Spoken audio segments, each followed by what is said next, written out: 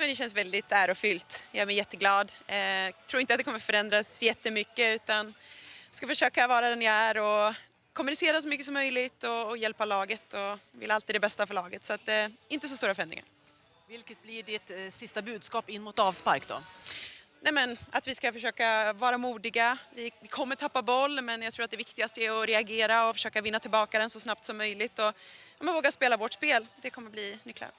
Och din utgångsposition, vänsterback i Barcelona, högre upp i banan har det varit ju i landslaget. Hur blir den idag? Vi får se, men jag håller till vänster där jag känner mig som mest bekväm så får vi se hur hög utgångsposition det kommer bli, men lite mer mot kanten, vilket jag känner mig väldigt bekväm med. Vilken är den största skillnaden just i klubblaget och när du kommer till landslaget? Hur har det varit? Nej, men vi har pratat lite om det tidigare, att jag har haft kanske en lite mer central position, men nu är jag mer mot kanten och där är jag van att spela och trivs väldigt bra.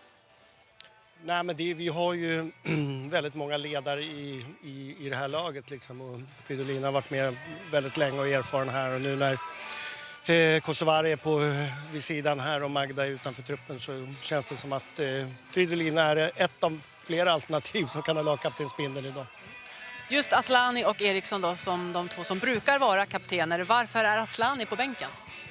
Nej, men det är 2 matcher vi ska spela och vi får se hur det blir till nästa här. Så att det är en bra konkurrensstation nu. Och för mig är det, som jag alltid har sagt, det är en startelva och slutelva. Och jag väljer att vi startar på det här sättet nu. Och när det gäller Magdalena så är hon i en stegningsfas här. Och allting har gått jättebra. Så att hoppas så, som nu läget är så ska hon nu kunna vara klart tillgänglig på tisdag. Luxemburg, hur ska man luckra upp dem? Och det är något Sverige.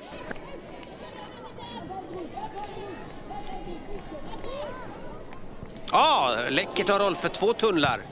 Så får de bollen.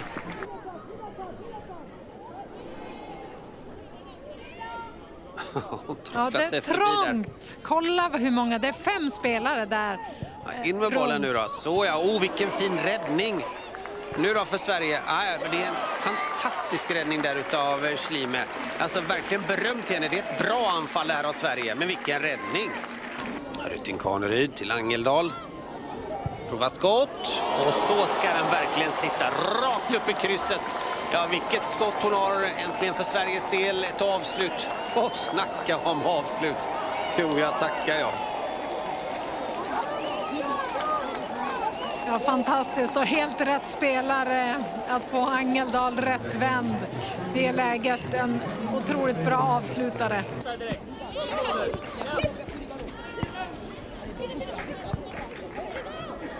Blackstenius, äntligen för hennes del med en bollkontakt. Snyggt spelat sen till Rytting Kaneryd.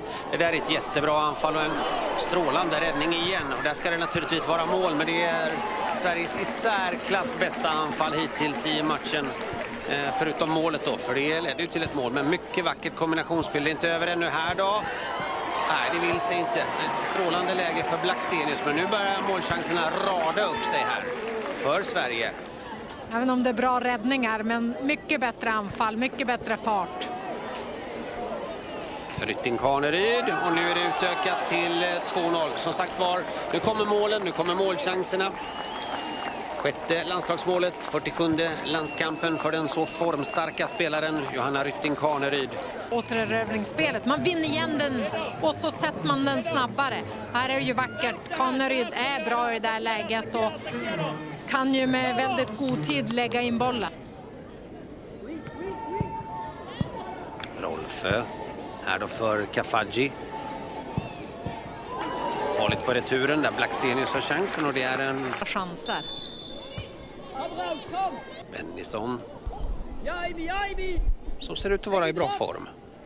Det syns ut att ha självförtroende. Rytting Kaneryd väljer att spela klokt och det ska vara 3-0. Det är också Blackstenius utökar.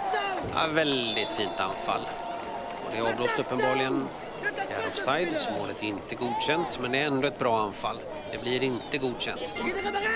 Rytting Kaneryd. Det är bra spelat. Jättefin räddning på ett bra avslut av Blackstenius. Inte alls dumt, så ja. Fin reflex och räddning igen, det får man säga. Men inspelet där är riktigt bra. Där ser man direkt Nildén vet vart finns ytan. och spela in den. Så riktigt bra av Nildén. Faller lägre och lägre Luxemburg. Lundqvist. Nu då. Bennison. Och det är ett superläge för Blackstenius som hon förvaltar. Är det godkänt det här målet? Är det offside eller är det 3-0?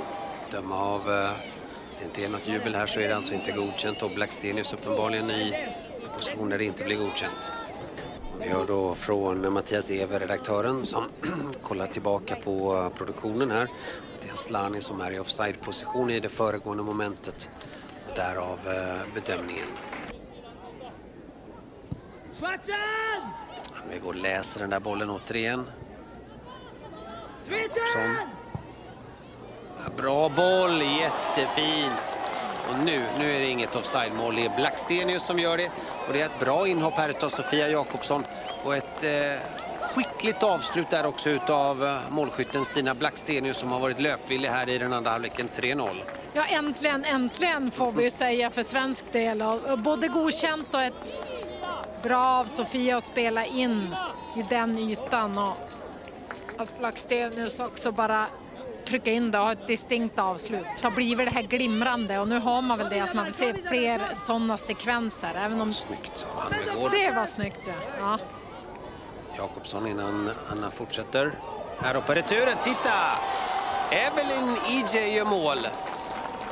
Ja, det där är roligt. Tredje landskampen, första målet då, påpassligt utav Evelyn att hålla sig framme. Lurig i sina aktioner. Jakobsson och låtsas gå tillbaka och vänd. Och det gör hon bra. Sen är ju inspelet, även om det är dåligt försvar i första läget, så är det påpassligt att komma. Där är matchen över och då ska det spelas en match till i Göteborg nästa vecka. Ja, som väntat, svensk seger och till slut även rätt klara siffror. Men ni fick jobba med det. Hur upplevde du den här kvällen? Ja, men en svår match. Svårt att luckra upp dem. Vi visste på förhand att de skulle förmodligen stå lågt. Och det gäller att ha bra bolltempo och framförallt kvalitet i det vi gör. Och stundtals har vi det, stundtals har vi inte det. Och då blir det svårt att göra mål. Men vi går ändå härifrån med 4-0 så det är klart vi är nöjda med det. Är det lätt att bli lite frustrerad i det här initiala läget? Ja, det är för egen del också. Man vill så mycket och bollen studsar lite. Tekniken är inte där alla dagar, men jag tycker verkligen att vi fortsätter jobba. Även om vi tappar den så vinner vi tillbaka och försöker såra dem hela tiden. Så att, ja, vi kör idag. Och hur skönt var det att sätta den där tvåan då? Ja, men jätteskönt. Jag hade ett skott innan som jag vet inte vart det gick. Så att, det var skönt att få sätta dit den. Vad tar ni med tycker du till returen nu? Nej, men när vi straffar dem, framförallt i återövningen och det är då det finns ytor att spela på, då tycker jag verkligen att vi gör det bra stundtals. Så det tror jag verkligen att vi ska fortsätta göra. Variera spelet, både hitta in bakom men även ett högt bolltempo, så ska vi nog göra ännu fler mål. Ja, Stina, hur upplevde du den här kvällen? Ja, men det är ju svårspelat. Mattan är inte den bästa vi har spelat på, så det gör det inte enkelt, men vi åker härifrån och vinner med 4-0 och skapar ännu mer än så. Så att, på så sätt väldigt skönt. Jag vet ju att ni har jobbat i veckan just för att ni vet att det skulle vara ett motstånd med väldigt lågt och kompakt försvarsspel. Var det som ni förväntade er eller ännu mer på något sätt? Nej, men det var väl som vi hade förväntat oss och så som vi hade pratat om. Men det är alltid svårt ibland mot såna här lag som ligger väldigt lågt och som gör det svårt. Men utifrån förutsättningarna så är vi nöjda. Det var en del lägen, även du hade lägen innan den till slut satt. Känslan då? Nej, men lite lättnad såklart. Fått se bollen gå i mål 2 gånger men i ett offside-läge och andra lägen innan det också, så att, lite lättnad att den satt till slut. Och vilka tankar tar du med dig härifrån då in mot Göteborg? Nej, men att vi ändå vi skapar, sen behöver vi fixa till vissa delar och det får vi prata och kolla på nu i dagarna, och sen så en vinst. Och du såg ju till då att slå till utifrån. Du måste berätta om drömträffen. Nej, vad säger man? Det är ett otroligt mål.